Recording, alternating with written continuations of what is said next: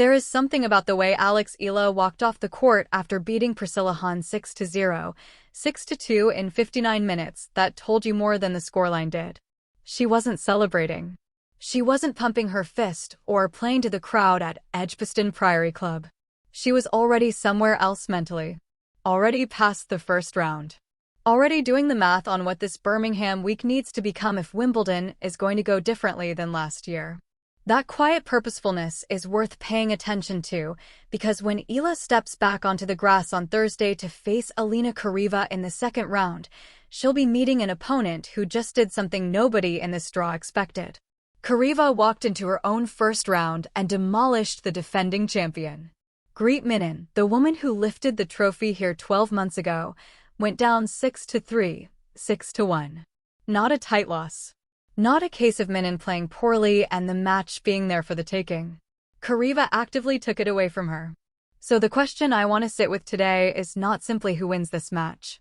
The question is what kind of week this is for both players, and whether what we saw in their opening rounds is something they can sustain or something that evaporates the moment they face each other.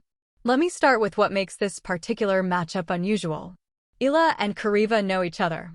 Not in the vague tour-level way where you've maybe hit together once in a practice session. They have actual history. Their head-to-head is locked at 1 apiece, and the two results could not look more different. Back in 2020, when both were still on the junior and ITF circuit, Charaeva beat Eala 6-3, 6-3 on clay in Spain. That was a different era for both of them. Eala was 15, still finding her way through the lower levels, and Charaeva was 18 and already a French Open junior finalist. The rankings, the experience gap, the surface, everything favored the Russian in that match. Fast forward to January of this year, and they met again at the Philippine Women's Open in Manila, a WTA 125 on hard court. Eala won 6-1, 6-2. A beatdown, frankly. The kind of scoreline that suggests one player has made a leap the other hasn't matched. And on paper, that's true. Eala is now world number 37 with a career high of 29, wins over multiple top 10 players, a WTA 1000 semifinal, and a tour-level final on grass. Charaeva is ranked 130 and only recently cracked the top 125 for the first time in her career. But here is where I think people are going to underestimate this matchup, and it has nothing to do with rankings. Charaeva's 2026 has been quietly excellent. In February, she won the Dow Tennis Classic in Midland, Michigan, her first WTA 125 title. She beat Darja Vidmanova from a set down in the semis, and then closed out the final against Guohanyu in straight sets, serving with real authority in the tiebreak. That title was on indoor hard courts, which is a surface that rewards rhythm and timing. Then in April, she qualified for the WTA 250 in Rouen and took a set off Elisabetta Cacciaretto, a player ranked nearly 100 spots above her. You can trace a line through Charaeva's season and see someone who is getting comfortable winning matches that matter in moments that used to make her tight. Now, does that mean she's ready to beat the top seed at Birmingham on grass? Not necessarily. But it means she's arriving at this match in a very different psychological place than she was the last time she faced Eala. The Manila result stung, there's no question about that. A 6-1, 6-2 loss to someone you've beaten before leaves a mark. But Charaeva has won meaningful matches since then. She's held a trophy. She's come back from a set down against a seeded player. That kind of evidence accumulates in a player's nervous system whether they're conscious of it or not. Now let me talk about what Eala brings to this surface, because it's easy to look at the Han result and conclude that she's going to cruise through this draw. She might. But the story of Eala's 2026 is more complicated than any single scoreline can tell you. The hard-court swing was genuinely impressive. Fourth-round runs at both Indian Wells and Miami. A quarterfinal in Dubai that included a straight-sets demolition of Jasmine Paolini, who was ranked 8th in the world at the time.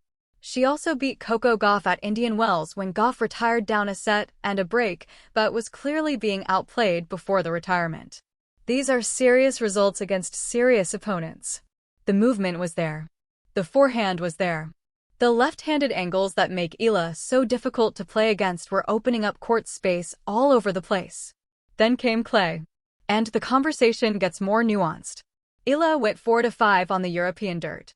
She reached the third round in Rome, which was a genuine accomplishment at a WTA 1000, but she was beaten fairly comfortably by Rybakina in straight sets once she got there. In Stuttgart, she lost to Leylah Fernandez in the first round. In Madrid, she beat Anastasia Pavlyuchenkova cleanly, but then got steamrolled by Elise Mertens 6-2, 6-1 in the second round. At Strasbourg, she fell to Alexandra Olinikova. And at Roland Garros, the biggest stage, she lost to Iva Jovic in the first round. That French Open loss matters here, not because clay and grass have anything in common tactically, but because it tells you something about where Eala's confidence sits right now as she transitions surfaces. She said on the LTA website ahead of this tournament that she feels she's arrived in a much improved state compared to last year. And you know what? The Han result supports that. But the clay results also remind us that Eala's 2026 has had real valleys alongside the peaks. She is not a player who is simply rolling through every match right now. She is a player who performs brilliantly when the conditions align: fast courts, left-handed geometry opening up angles, opponents who give her rhythm, and who can wobble when those conditions shift. The question for Thursday is which version of that dynamic grass provides. I think it provides the favorable one. And here is why. Eala's game is built for grass in ways that go beyond the obvious. Yes, her left-handed serve pulls right-handed opponents into awkward positions on the ad side.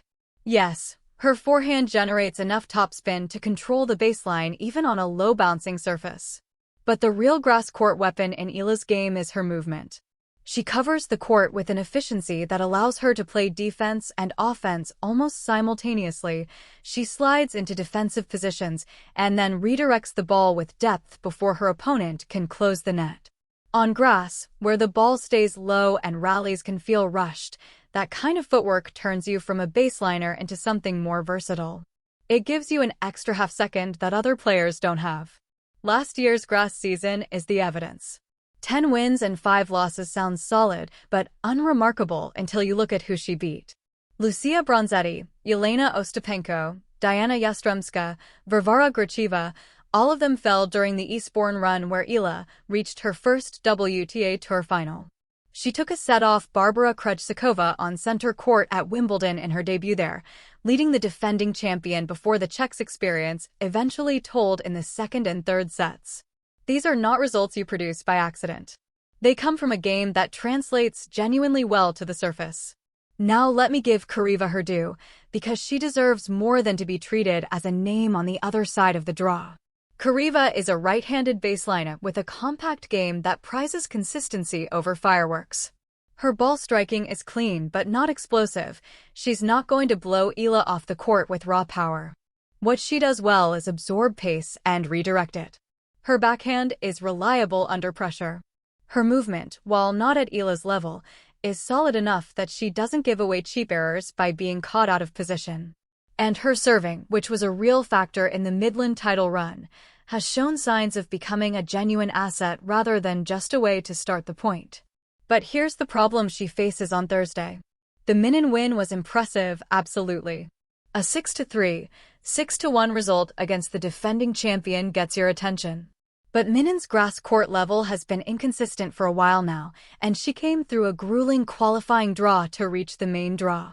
She was not the same player who lifted the trophy last year. Charaeva's win was real, but the context around it matters. More importantly, Charaeva's grass court experience is extremely limited. Most of her career results have come on clay and hard courts. The ITF and WTA 125 circuits, where she's built her ranking, don't offer many grass events, and her match log on the surface is thin. That doesn't mean she can't play on it. The Minin result proves she can compete. But there's a difference between competing and thriving, and when you face a player like Eala who is genuinely comfortable on grass and has proven it against top 50 opposition, that difference tends to show up in the small moments. The transition volleys. The low ball pickups. The half volleys off the return that either land clean or catch the frame. These are the grass court micro skills that take matches to play to develop, and Eala simply has more of those matches in her recent memory. Let me talk about one specific tactical dimension that I think will define this match. Eala's left-handed serve is going to create problems for Charaeva in the ad court. On grass, where the ball skids and stays low after the bounce, Eala's natural slice serve curves away from a right-handed returner's backhand and stays below the strike zone. Last year at Eastbourne, this pattern was responsible for a disproportionate number of Eala's cheap points, either aces, unreturned serves, or weak returns that set up forehand winners. Against Hahn, Eala barely lost a service game, and while Hahn is not the most aggressive returner on tour, the ease with which Eala held serve told you that the pattern is already working. Charaeva, for her part, will need to find a way to neutralize this. Standing further back won't work on grass. The ball dies too quickly. Moving her return position wider risks opening up the deuce court for the body serve. The smartest play is probably to chip and charge on the slice serve, taking the ball early and getting to the net before Eala can reset. But that's a high-risk play that requires confident volleying, and there's no evidence Charaeva is comfortable executing that under pressure.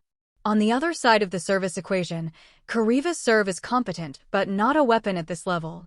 She'll need to hit her spots, keep her first serve percentage high, and avoid falling into long service games where Eala's return, which is genuinely one of the best in the second tier of the tour, can probe and pry. Eala's anticipation on the return is elite for her ranking. She reads the ball toss, commits early, and takes the return on the rise. On grass, where the serve comes through faster, that aggressiveness can backfire if the read is wrong, but more often than not, it puts the server under immediate pressure. There is one factor working in Charaeva's favor that I don't want to dismiss. Eala's serve, while tactically useful because of the angles her left hand produces, remains statistically her weakest shot. The double fault numbers have been stubbornly high all season, 77 across the year against only 21 aces. That's a ratio that better opponents can exploit. In the matches where Eala has lost this year, the serve has often been the entry point for her opponents. Mertens broke her repeatedly in Madrid. Jovic did the same at Roland Garros. If Charaeva can return with depth and keep Eala honest in her service games, there are opportunities to be had. But I keep coming back to the gap in grass court experience and overall level. Eala's 2025 grass season included wins over Ostapenko, Yastremska, and Gracheva. She pushed Krejcikova to 3 sets at Wimbledon. She's played high-level grass court tennis and performed. Charaeva has beaten Greet Minnen in a first round. The scale of those accomplishments is just different. I also want to address the broader context, because I think it matters for understanding why Eala's approach to this tournament might be different than you'd expect from a top seed at a 125-level event. Eala's 2026 Grand Slam record is ugly. First-round loss at the Australian Open to Alicia Parks. First-round loss at the French Open to Iva Jovic. She's 0-2 in majors this year, and Wimbledon is less than 4 weeks away. Birmingham is not just a tournament for her, it's a proving ground. She needs matches on grass. She needs the feeling of winning consecutive rounds on this surface. She needs the muscle memory of grass court footwork and grass court timing to rebuild after 6 weeks on clay.